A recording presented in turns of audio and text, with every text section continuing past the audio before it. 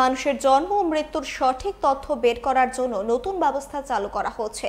নতুন যে পদ্ধতি গ্রহণ করা হয়েছে সেটি সম্পর্কে সংশ্লিষ্টদের ধারণা দেওয়ার জন্য একদিনের কর্মশালা অনুষ্ঠিত হয় বুধবার রাজধানীর মুক্তধারা প্রেক্ষাগৃহে। অনুষ্ঠানে উপস্থিত ছিলেন পশ্চিম জেলার অতিরিক্ত জেলা শাসক সচল বিশ্বাস, জনগণনা দপ্তরের অধিকর্তা রবীন্দ্র রিয়াং, মুখ্য স্বাস্থ্য আধিকারিক ডক্টর রঞ্জন বিশ্বাস সহ অন্যান্যরা। মূলত জন্ম ও মৃত্যুর সংখ্যা সঠিক সময় নির্ধারণের বিশেষ বিষয় নিয়ে অনুষ্ঠানে আলোচনা হয়। অনুষ্ঠানের প্রেক্ষাপট নিয়ে আলোচনা করেন অতিরিক্ত জেলা শাসক সচল বিশ্বাস। দেশের মধ্যে কতজন জন্ম নিল, কতজন মৃত্যু হলো এবং আমার জনসংখ্যা কতজন, তার পরিমাপের কোনো ভিত্তি নেই।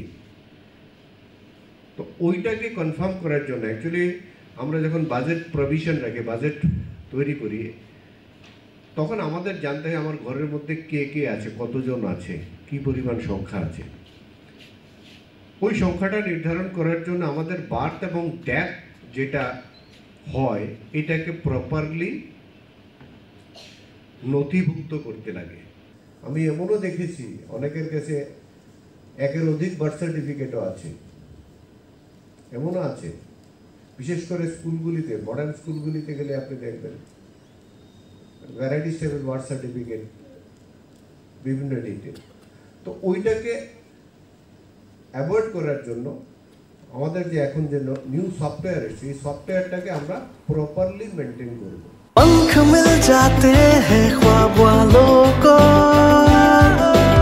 आड़ते हैं जिंदगी सवर ले, ऊंची ऊंची उड़ाने मुस्काने, उस मीठे पल का भरोसा तू कर ले। जिंदगी में कुछ बनो है techno. Techno College of Engineering, Agartala.